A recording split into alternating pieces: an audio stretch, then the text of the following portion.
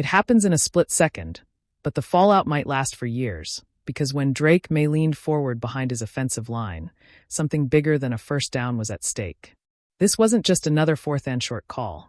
This was the moment the New England Patriots borrowed the most controversial play in football and forced the entire NFL to look in the mirror. And by the end of the night, 3 points on the scoreboard had quietly rewritten a Super Bowl storyline no one saw coming. Picture the tension. Fourth and short. The kind of moment where seasons hang in the balance and legacies are built on inches. The Patriots break the huddle, and everyone in the stadium knows what's coming. The formation looks familiar. Too familiar. Maye crouches under center, linemen packed tight, bodies compressed like a coiled spring. It's the Tush Push. The same play the Philadelphia Eagles turned into an unstoppable cheat code. The same play fans argue about every Sunday. And now it's wearing Patriots colors. The snap comes, the push begins, and suddenly it's chaos. Helmets collide, bodies surge forward, and the pile moves just enough. Officials rush in, whistles blowing, arms extended. First down. Or is it? Denver Broncos head coach Payton throws the red challenge flag with force, like he's not just challenging the spot, but the entire existence of the play itself. The stadium buzzes. The replay rolls. And that's where the controversy explodes. Because no one can really tell. Not the refs. Not the coaches. Not the fans. Did Maye cross the line? Did the push from behind give him extra momentum? Was the ball over? Under? Somewhere in between a tangle of arms and legs? After a long review, the ruling stands. First down, New England. And just like that, the Tush Push survives another trial by fire. From a distance, it looks like a small moment. A routine fourth and short conversion. But in reality, it was a spark that lit a league-wide debate. One that reached all the way to one of the most respected defensive voices in football. What wasn't even on the field, but his reaction echoed louder than the whistles that night. What, a former Defensive Player of the Year and a man who built a Hall of Fame career on stopping plays like this, didn't sugarcoat his take. Watching from afar, he said what defenders and officials have been whispering for months. This play is nearly impossible to officiate. And worse, it's almost impossible to stop. In one short post, what summed up the dilemma perfectly, saying teams should run it every single time on short yardage until the league finally steps in and bans it. That comment hit because it wasn't emotional. It wasn't bitter. It was practical. What wasn't angry at the Patriots or the Eagles? He was pointing out a flaw in the system. Football is supposed to be a game of rules, angles, and execution. But the Tush Push lives in a gray area, where physics, leverage, and rulebook language collide. And when someone like what admits defenders are almost powerless, the league has a problem on its hands. The Broncos felt it in real time. They challenged the call, hoping for clarity. What they got instead was confirmation of the problem. There was no clear angle, no definitive evidence, just a mass of humanity and a ball somewhere in the middle. The refs upheld the call because they had no choice. And that choice changed the game. New England didn't score a touchdown on that drive. The Broncos stood tall in the red zone, refusing to let the Patriots punch it in. But football isn't always about touchdowns. Sometimes it's about survival. 3 points went on the board. A 10-7 lead. And in a game defined by defense, discipline, and pressure, that lead felt enormous. From that moment on, the Patriots never looked back. The defense tightened. The offense played smart, conservative football. And the Broncos, despite their best efforts, couldn't climb out of the hole. When the final whistle blew, it wasn't just a win. It was a statement. New England had advanced to Super Bowl 60. And the difference was a single controversial first down. That's what makes this story so fascinating. The Tush Push didn't win the game outright, but it tilted the field just enough. It exposed the reality that in today's NFL, marginal advantages matter more than ever. And if a play exists that gives offenses a near-automatic conversion, teams would be foolish not to use it. Maye understood that. For all the talk about the play, this moment was also about him. A young quarterback, on the biggest stage of his career so far, trusted to execute a play that demands toughness, timing, and confidence. There's nothing glamorous about the Tush Push. It's violent, it's uncomfortable, and it puts the quarterback right in the middle of a storm. Maye didn't flinch. That matters for New England's future. The Patriots didn't just reach the Super Bowl because of scheme or controversy. They did it because their quarterback embraced the moment. And that's why this conversation isn't going away. Because as long as quarterbacks like Maye are willing to run the play and coaches are willing to call it, the league will be forced to decide what kind of football it wants to promote. What suggestion wasn't a threat. It was a challenge. If you don't like the play, change the rules. Until then, don't blame teams for using every advantage available. That's the essence of competition. The Eagles proved it. Now the Patriots have followed the blueprint. And you can bet other teams are watching closely. The officiating side of this is where things get uncomfortable. Referees are tasked with spotting the ball, determining forward progress, and judging momentum in a fraction of a second. With the tush push, all of that becomes guesswork. The pile moves as one. There's no clear knee down. No obvious stop. It's just bodies pushing bodies. And when even slow-motion replay can't provide certainty, the integrity of the call comes into question. That's why fans are split. Some love the physicality. Others see it as exploiting a loophole. Defenders argue it removes skill from short yardage situations. Supporters say stopping it is part of the challenge. What everyone agrees on is that the play forces the league into a corner. And here's the twist. The NFL has always been reactive. Rule changes come after trends, not before. The forward pass, defensive contact rules, even quarterback protections. They all followed moments where the game tipped too far in one direction. The tush push might be next in line. But until that happens, teams like the Patriots will keep using it. Because why wouldn't they? In a league where margins are razor thin, refusing a near-guaranteed first down is malpractice.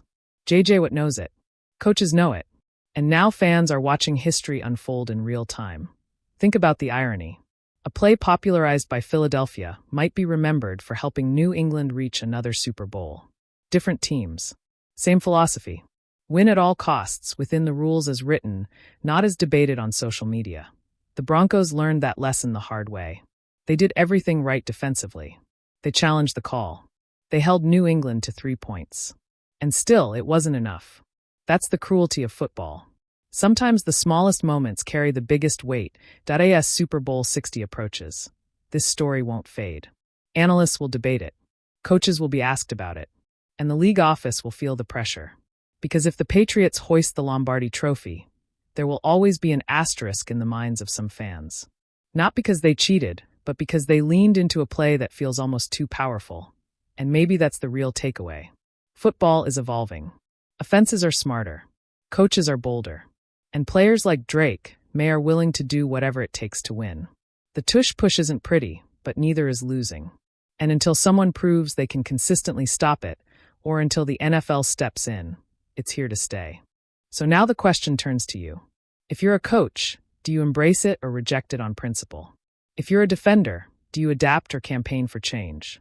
And if you're the league, do you protect tradition or let innovation run wild? Because one play, one push, one controversial first down just helped send the New England Patriots to the Super Bowl. And the rest of the NFL is left arguing about whether that's brilliance or a problem waiting to explode.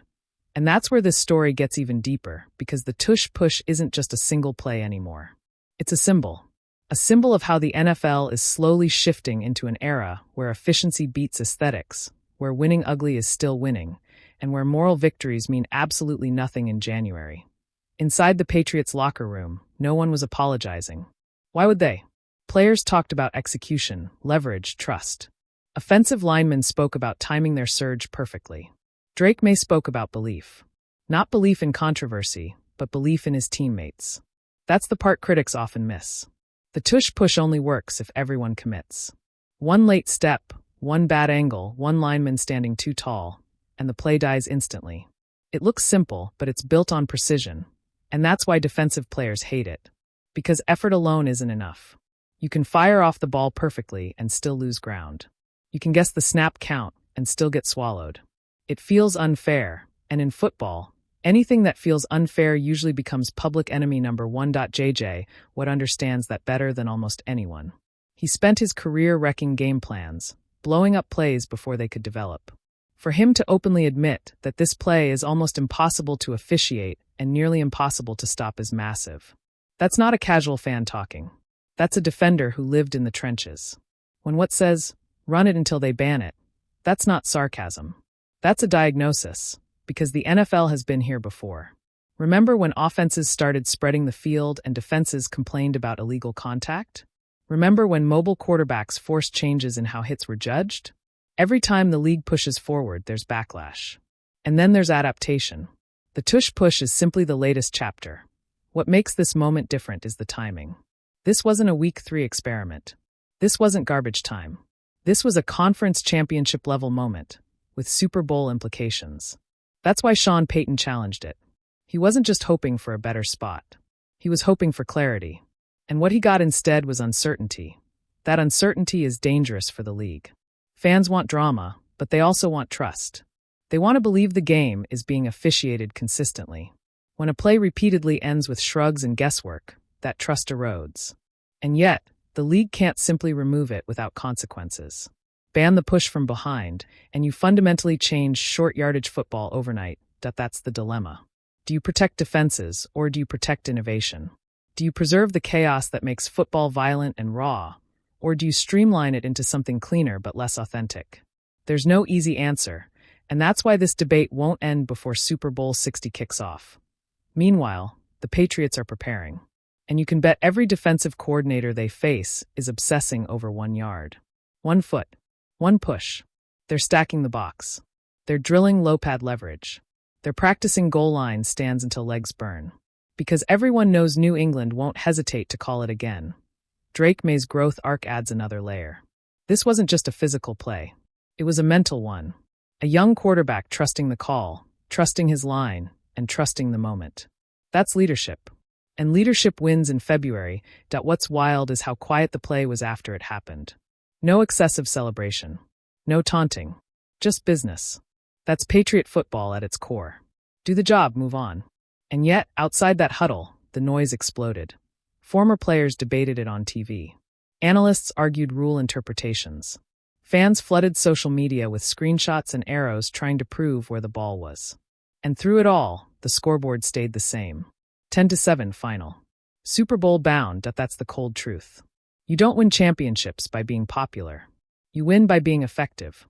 And until the league steps in, effectiveness will always beat opinion. So now, the NFL stands at a crossroads. If the Patriots win it all, the Tush Push becomes legend. If they lose, critics will say justice was served. Either way, the play has already changed the conversation. And that's why this moment matters far beyond one game. Because football is a copycat league. What works spreads. What wins gets repeated. And what causes controversy eventually forces action. The Patriots didn't invent the Tush Push. But they might be remembered for perfecting it when it mattered most. So here's the real question as we head towards Super Bowl 60. If your team had 4th and inches season on the line, would you run it? Or would you gamble on something prettier, something safer, something fans would applaud? Drop your answer in the comments. Because whether you love it or hate it, this play isn't going away quietly. And the NFL may never look at 1 yard the same way again.